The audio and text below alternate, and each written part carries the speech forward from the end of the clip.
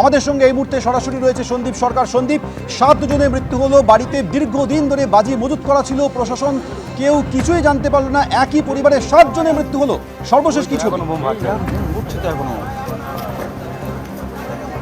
দেখো, বিস্ফোরণের অভিঘাত কতটা তীব্র ছিল তা কিন্তু একদম স্পষ্ট বোঝা যাচ্ছে। আমার সঙ্গে রয়েছেন আমার ক্যামেরা পার্সন প্রতীক রায়, তাকে দেখাতে বলবো। বিস্ফোরণের অভিঘাত এতটাই যে একটা দিকের দেওয়াল, বাড়ির দেওয়াল সম্পূর্ণভাবে তার ঢালাই সমেত উপড়ে চলে এসেছে।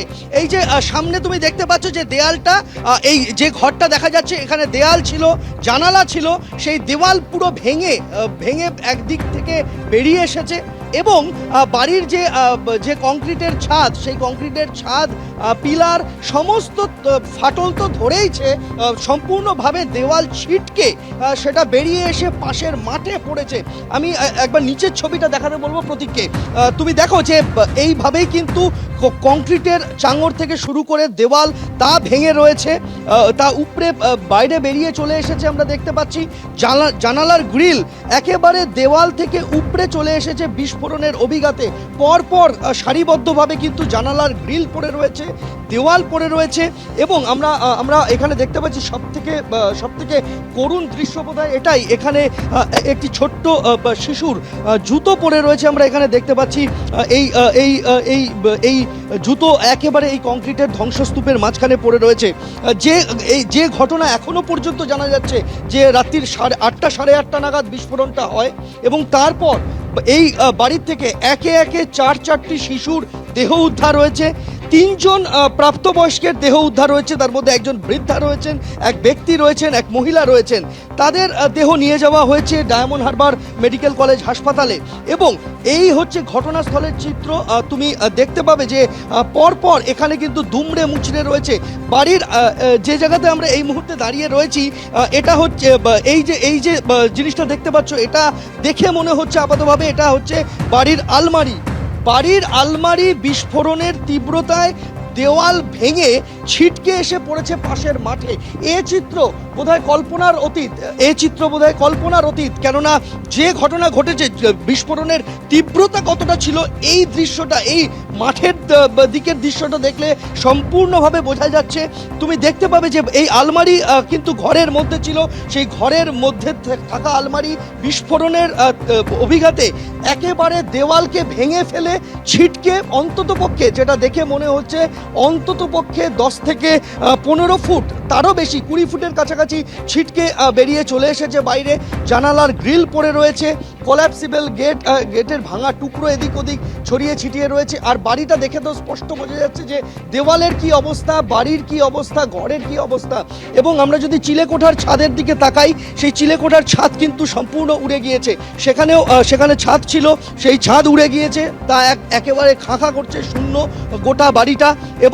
এবং যে ঘরে বিস্ফোরণটা হয়েছে বলে মনে করা যায়, কেননা বাড়ির সবথেকে ক্ষতিগ্রস্ত অংশটা কিন্তু যেখানে আমরা এই মুহূর্তে দাঁড়িয়ে রয়েছি সেই জায়গাটা। এবং বিস্ফোরণের তীব্রতা এতটাই ছিল যে 4 দেওয়ালের একটা দেওয়াল সম্পূর্ণভাবে ভেঙে গুঁড়ো গুঁড়ো হয়ে গিয়েছে এবং ঘরের ভেতরে থাকা আসবাবপত্র তা বিস্ফোরণের ধাক্কায় দেওয়াল ভেঙে ছিটকে এসে পড়েছে পাশের মাঠে। পুলিশ জায়গাটাকে কর্ডন অফ করে রেখেছে। অবশ্যই দিনের আলো না ফুটলে তদন্তকারীরা তাদের তদন্ত প্রক্রিয়া এগিয়ে নিয়ে যেতে পারবেন না। অবশ্যই আগামীকাল ফরেন্সিক বিশেষজ্ঞরা আসবেন। কিভাবে এই বিস্ফোরণ শুধুই ঘরে মজুদ থাকা বাজি, নাকি ঘরে আরও বিপুল মাত্রায় অন্য কোনো দাহ্য বস্তু মজুদ ছিল, বিস্ফোরক হতে পারে সেটা, তা মজুদ ছিল। এবং কিভাবে এই ঘটনাটা ঘটে গেল আচমকা, এই ঘটনা ঘটে যাওয়ার কারণটা কি, সেই সবটাই কিন্তু ফরেন্সিক পরীক্ষার পর স্পষ্ট হওয়া যাবে। কিন্তু আমরা যেটা দেখতে পাচ্ছি যে এই মুহূর্তে বাড়িটার যা ছবি, তা একদম স্পষ্টভাবে বিবরণ দিচ্ছে যে কি ভয়ঙ্কর বিস্ফোরণ হয়েছিল, কি ভয়াবহ বিস্ফোরণ হয়েছিল। যেখানে বিস্ফোরণের ধাক্কায় চিলেকোঠার যে ওপরের ছাউনি তা উড়ে গিয়েছে, বাড়ির একটা দিকের দেওয়াল ধসে গিয়েছে, ঘরের ভেতর থেকে আসবাবপত্র দেওয়ালকে ভেঙে ছিটকে মাঠের উপরে এসে পড়েছে এবং বিপজ্জনকভাবে বাড়ির শুধু ছাদের অংশটা দুটি দেওয়ালের উপরে দাঁড়িয়ে রয়েছে। তার কারণ একটা দেওয়াল নেই, বিস্ফোরণের ধাক্কায় ভেঙে গিয়েছে, আরেকটি দেওয়াল একেবারে বিপজ্জনকভাবে হেলে গিয়ে পাশের যে অংশ সেখানে ঝুলছে। অর্থাৎ বিস্ফোরণের এই রকম তীব্রতা, এই রকম অভিঘাত আমরা দেখতে পাচ্ছি। আর এই গোটা জায়গা জুড়ে ছড়িয়ে ছিটিয়ে রয়েছে ঘরের নানান আসবাবপত্র। আমি দেখালাম কিছুক্ষণ আগেই যে ছোট্ট শিশুর জুতো তা বিস্ফোরণের ধাক্কায় বাইরে ছিটকে এসে পড়েছে। একটা বিষয় এখানে চোখে পড়ার মতো আমরা দেখতে পাচ্ছি যে বাড়ির ঠিক পাশের দিকের অংশে প্রচুর পরিমাণে কিন্তু আমরা দেখতে পাচ্ছি যে বস্তায় বালি জাতীয় কিছু মজুত করে রাখা হয়েছিল। সেটা বাড়ির নির্মাণ কাজের প্রয়োজনে নাকি অন্য কোনো প্রয়োজনে সেটা অবশ্যই পরে তদন্তকারীরা যখন তদন্ত প্রক্রিয়া এগিয়ে নিয়ে যাবেন তখন স্পষ্ট হওয়া যাবে। কিন্তু বাড়ির ভেঙে পড়া, ছিটকে চলে আসা, ধসে পড়া অংশ তা দেখে কিন্তু স্পষ্ট যে বিস্ফোরণের তীব্রতা কতটা ছিল। আমরা দেখতে পাচ্ছি যে চারিদিকে ছড়িয়ে ছিটিয়ে রয়েছে ঘরের নানান আসবাবপত্র, নানান সরঞ্জাম তা ছড়িয়ে ছিটিয়ে পড়ে রয়েছে।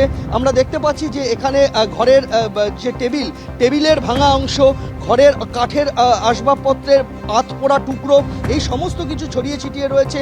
বইয়ের পাতা ছড়িয়ে ছিটিয়ে পড়ে রয়েছে। এরকমই ভয়াবহ বিস্ফোরণের তার অভিঘাত। আশপাশের বাড়ির জানালার কাঁচ ভেঙে চুরমার হয়ে গিয়েছে এবং আমি যেখানে এই মুহূর্তে দাঁড়িয়ে রয়েছি সেই জায়গার আশপাশের ছবিটা একবার প্রতীক রায়কে দেখাতে বলবো। তুমি দেখতে পাবে যে জায়গাতে আমরা দাঁড়িয়ে রয়েছি সেটা বাড়ির পিছনের দিকের অংশ। সেই পিছনের দিকের অংশেই কিন্তু রয়েছে মাঠ। সেই মাঠেই চারিদিকে কিন্তু ছড়িয়ে ছিটিয়ে বিস্ফোরণের ধাক্কায় ছিটকে আসা জিনিসপত্র সেগুলি এখানে পড়ে রয়েছে। তদন্তকারীরা তারা বাড়িটাকে ঘিরে রেখেছেন। আগামীকাল ফরেনসিক বিশেষজ্ঞরা আসবেন, পুলিশের উচ্চপদস্থ আধিকারিকরা আসবেন, উচ্চপদস্থ কর্তারা আসবেন এবং অবশ্যই কিভাবে এই ঘটনা ঘটলো, এত বড় ঘটনার পিছনে কারণটা কি, সেই কারণ খোঁজার চেষ্টা কিন্তু অবশ্যই হবে।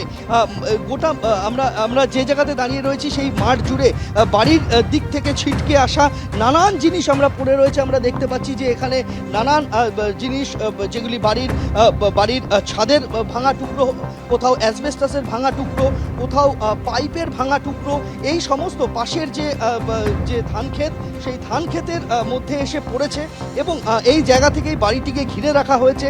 গোটা বাড়ি এক প্রকার বলা যেতে পারে ধ্বংসস্তূপে পরিণত হয়েছে। আমি আরও একবার প্রতীককে দেখাতে বলবো যে কিভাবে ঘরের ভেতর থেকে আসবাবপত্র এইভাবে বিস্ফোরণের ধাক্কায় ছিটকে আসতে পারে। আমরা দেখতে পাচ্ছি যে বিস্ফোরণের তীব্রতায় পাশের যে বাঁশ গাছের ঝোপ রয়েছে সেখানে আগুন ধরে যায়। সেখান থেকে এখনো পর্যন্ত ধোঁয়া বের হচ্ছে।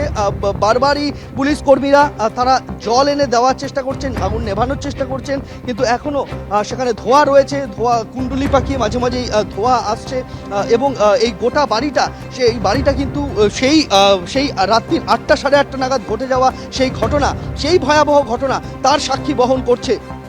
যখন এই ঘটনাটি ঘটে তখন গ্রামের আশপাশের যারা বাসিন্দারা রয়েছেন সেই বাসিন্দারা তারা জল দিয়ে প্রথমে আগুন নেভানোর চেষ্টা করেছিলেন, যে কারণে আমরা দেখতে পাচ্ছি যে এখানে বালতি পড়ে রয়েছে। স্বাভাবিকভাবেই অনুমান করা যায় যে আগুনের যে তীব্রতা ছিল সেই মুহূর্তে তাতে এই বালতি দিয়ে জল ছিটিয়ে আগুন নেভানো সম্ভব নয়। তাই দমকল আসা পর্যন্ত আগুনের ওপর কোনো নিয়ন্ত্রণই পাওয়া যায়নি এবং তারপর দমকল এসে পৌঁছানোর পর তারা আগুন নেভানোর কাজ শুরু করেন এবং তারপর অনেকটা সময় লেগে যায় আগুনকে সম্পূর্ণ নিয়ন্ত্রণে আনতে। আমরা দেখতে পাচ্ছি যে ঘর মূল ঘর যেখানে বিস্ফোরণ হয়েছে বলে মনে করা যেতে পারে, কেননা যে পরিমাণ ক্ষতি হয়েছে সেই চিহ্নই সেই ঘর বহন করছে। তার পাশের ঘর, সেখানেও আগুনের শিখা গ্রাস করেছিল এবং সেখানে জানালার কাঁচ ভেঙে চুরমার হয়ে গিয়েছে বিস্ফোরণের তীব্রতায়, কিন্তু এখনো জানালা অক্ষত রয়েছে এবং সেখানে ঘরের দেওয়াল পুরো কালো হয়ে গিয়েছে, পুরে সম্পূর্ণ কালো। বাড়ির ওপরের দিকের যে ছাদে ওঠার অংশ, সেই ছাদে ওঠার অংশ যে ছাউনি, সেই ছাউনি নেই, ছাউনি উড়ে গিয়েছে। অ্যাসবেস্টাসের ছাউনি বলে মনে করা হচ্ছে, কেননা আমরা দেখতে পাচ্ছি যে চারপাশে বহু অ্যাসবেস্টাসের টুকরো পড়ে রয়েছে। আর যে ঘরে মূল বিস্ফোরণ হয়েছে বলে অনুমান করা যেতে পারে সেই ঘরের অবস্থা এরকমটাই, যেটা আমরা দেখতে পাচ্ছি এই মুহূর্তে ঘটনাস্থলে দাঁড়িয়ে। সৌমেন। সন্দীপ, তুমি সরাসরি এই ছবি দেখাতে থাকো, আমাদের সঙ্গে থাকো। এই মুহূর্তে আপনি আরো একবার জানাবো যে জোড়াহাটে ভয়াবহ বিস্ফোরণ হয়েছে একটি বাড়ির মধ্যে, বাজিতে আগুন লেগে ভয়াবহ বিস্ফোরণ। প্রথমে সিলিন্ডারে বিস্ফোরণ হয়, তারপর সেই আগুন গিয়ে পড়ে বাড়িতে মজুদ থাকা বাজিতে, এবং সেই বাজিতে আগুন লাগার পর এই ভয়াবহ বিপর্যয় হয়। একই পরিবারে একজন দুজন তিনজন নয়, একই